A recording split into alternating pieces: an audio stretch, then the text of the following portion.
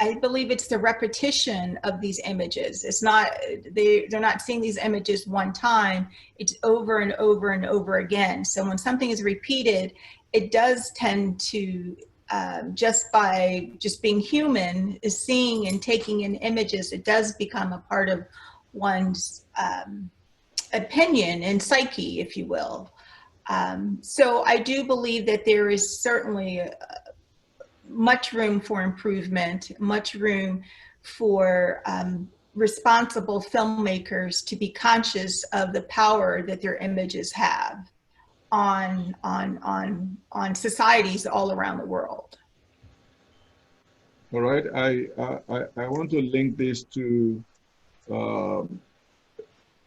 an action by this current president that we have, who just canceled cultural sensitivity trainings at the State Department. What came to my mind now is that perhaps the film industry needs cultural sensitivity training. Yes, yes. And that will impact the way they treat stories and adapt them to movies.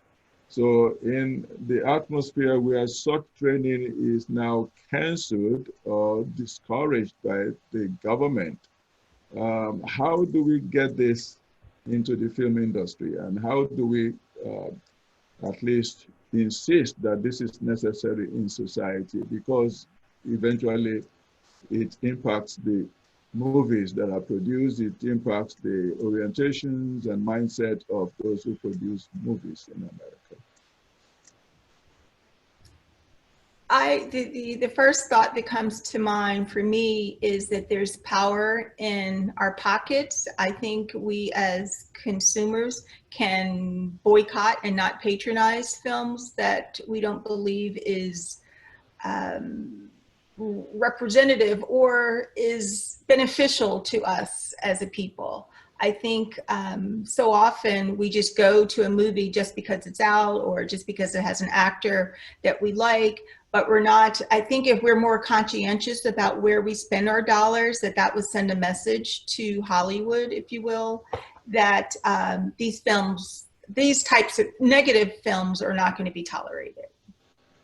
I agree with you, because African Americans, we have been identified as the #1 consumers of such productions. We watch more television, we watch more movies per population, the ratio of our population, than any other group. So we are impacted the most then. So if we choose not to participate, then definitely Hollywood will feel it in their pockets. And that will invariably change their stance. So, any other questions, please?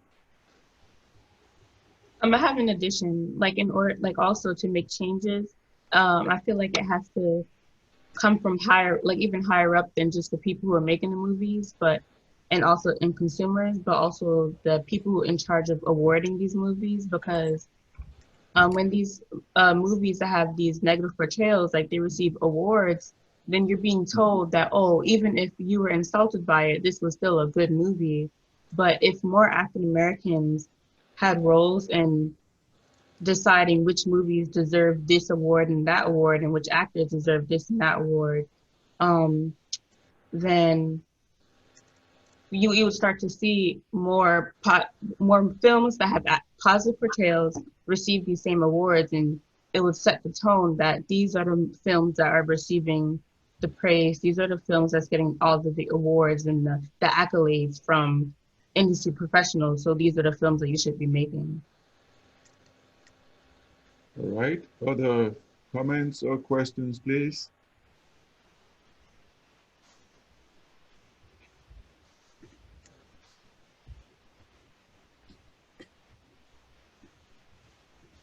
All right, Alexis, you want to summarize for us? I know you've mentioned them. I just want you to reaffirm them.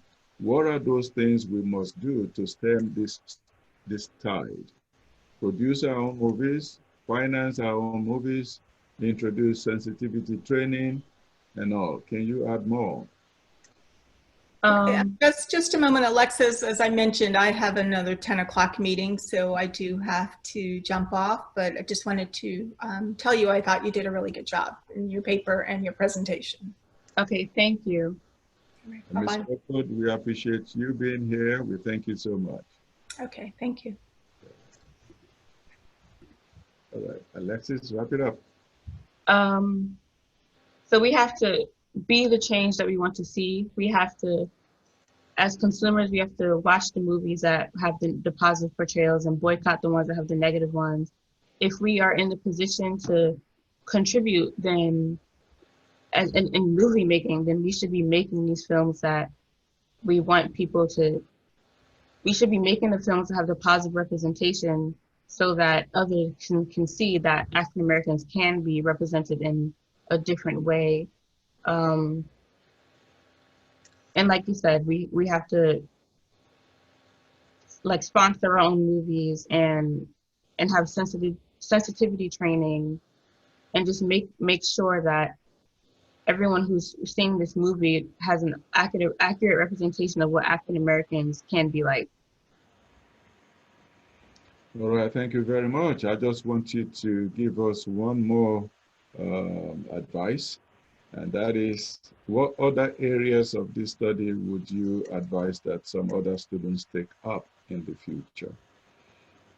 An area of study that I didn't really focus on in my own research was the difference in the portrayals, and when I say that, I mean that, like I mentioned before, you can have an African American in one movie doing drugs and drinking alcohol and breaking the law, and the theme of that movie is that they're supposed to be a bad person. But then you have a Caucasian movie with Caucasians doing the same exact things, but it's shown as a comedy, or this is just them having fun. So it's important to think about what messages are these movies sending by showing that it's okay for one race to do these things and that doesn't affect the view that the rest of society has on them, but not for another race.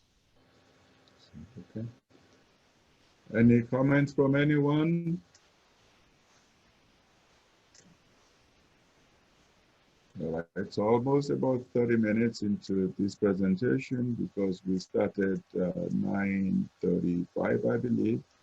All right, it's been a wonderful presentation. I just want Alexis to sign off now, and then we'll call it a day. Okay, so just end the...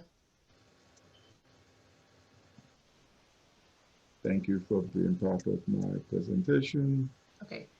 Thank you all for coming and being a part of my presentation, and I hope you enjoyed it. Thank you very much. All right, so leave the meeting. Yeah, that's it. So thank you, Alexis. And that is the capstone presentation. And because you're the first to go, we thank you for setting a very good example for others to follow. So thank you, Keith Sanchez. Thank you, Chairmaker Fredrickson, Ashley Johnson, Quincy Tellis, and all others that I do not see your names on the screen, but I thank you for being part of this presentation. We'll see you next week in class. Thank you, everyone. All right, Bye-bye. goodbye. Have a good one.